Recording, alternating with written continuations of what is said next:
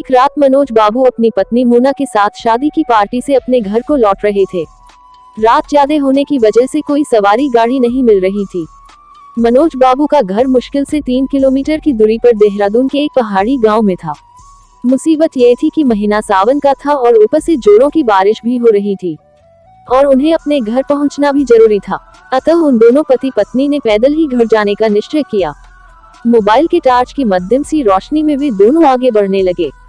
वे अभी आधी दूर ही गए थे कि जोर से बिजली चमकी और बिजली की रोशनी में एक औरत का साया दिखा जो ठीक उनके सामने खड़ी थी। इस सुनसान सी सड़क पर रात के अंधेरे में अकेली औरत को देखकर उन्हें डर लगा और मन में तरह तरह के विचार आने लगे कि कहीं ये कोई, खैर जो भी हो देखा जाएगा। ऐसा सोचते हुए उन दोनों ने अपने कदम आगे बढ़ा दिए, लेकिन बिजली अब बार बार लगातार चमकने लगी थी और उस बिजली की चमक में वो औरत दूर से ही साफ साफ दिख रही थी। वो औरत उन्हें रुकने का इशारा कर रही थी। उसे देखकर मनोज बाबू की पत्नी की तो हालत खराब हो रही थी, लेकिन मनोज बाबू को अब लगने लगा कि ये औरत शायद कोई मुसीबत में है।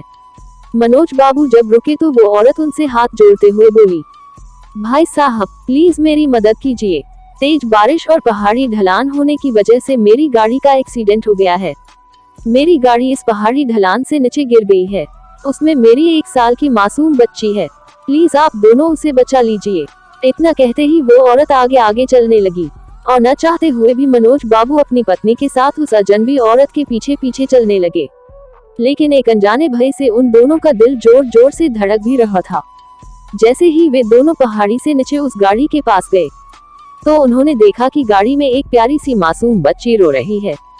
मनोज बाबू ने बच्ची को गाड़ी से निकला तो पाया कि बच्ची बिल्कुल ठीक है। मनोज बाबू ने उस बच्ची को अपनी पत्नी की गोद में दे दिया। फिर मनोज बाबू को लगा कि ड्राइवर की सीट पर भी कोई है। जब वो आगे जाकर देखे तो उनके होश उड़ गए, क्योंकि ड्राइवर की सीट पर वही औरत खून से लाथपत होकर मरी पड़ी थी। मनोज बाबू को अब सब कुछ समझ में आ गया था। वे दोनों पति पत्नी बच्ची को अपने गोद में लेकर अपने घर की तरफ आगे बढ़ गए। रास्ते में उनकी पत्नी ने उनसे पूछा, वो औरत कौन थी? फिर वो औरत दिखाई क्यों नहीं दी? कहीं वो कोई? मनोज बाबू बोले, वो एक माँ थी, मरकर भी अपने बच्चों के लिए तड़पती है, जो वही एक माँ थी वो। मनोज बाबू की ये कहानी सुनकर मेरी आंखों से आंसू निकल गए हैं।